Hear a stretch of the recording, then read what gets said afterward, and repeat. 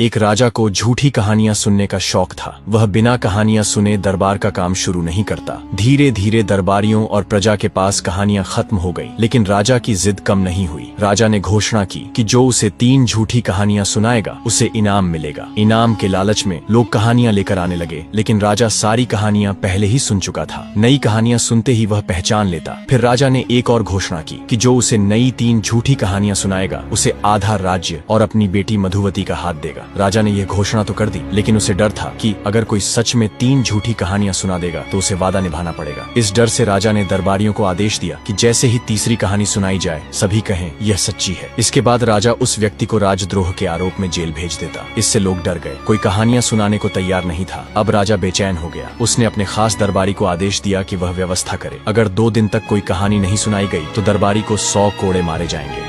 राजा के दरबारी को आदेश में मिला था कि किसी तरह 3 झूठी कहानियां सुनाने वाला व्यक्ति ढूंढे, लेकिन दरबारी जानता था कि राजा की चाल थी कि तीसरी कहानी को सच्चा बताकर वह सुनाने वाले को जेल में डाल देता था। अपने राज्य में कोशिश करने के बाद जब उसे कोई नहीं मिला तो वह दूसरे राज्य में भी गया। वहां भी राजा की चाल के बारे में सुनकर कोई तैयार नहीं हुआ। थक हार कर दरबारी एक पेड़ के नीचे बैठ गया। तभी एक नौजवान युवा वहां आया और उससे पूछा कि आप उदास क्यों बैठे हैं। दरबारी ने कहा कि उसका दुख जानने से क्या होगा, लेकिन नौजवान युवा ने मदद का भरोसा दिया। दरबारी ने राजा की समस्या बताई कि वह झूठी कहानियां सुनने का शौकीन है, लेकिन तीसरी कहानी को सच्चा बताकर सुनाने वाले को जेल में डाल देता है। नौजवान युवा ने मुस्कुराते हुए कहा, बस इतनी सी बात, आप चिंता मत कीजिए, कल मैं राजा को 3 झूठी कहानियां सुनाने आऊंगा। दरबारी ने कहा, तुम युवा हो, अपना जीवन क्यों खतरे में डाल रहे हो। नौजवान युवा ने कहा, आप निश्चिंत रहें। दरबारी उसकी बात मानकर दरबार लौट आया और राजा को खबर दी।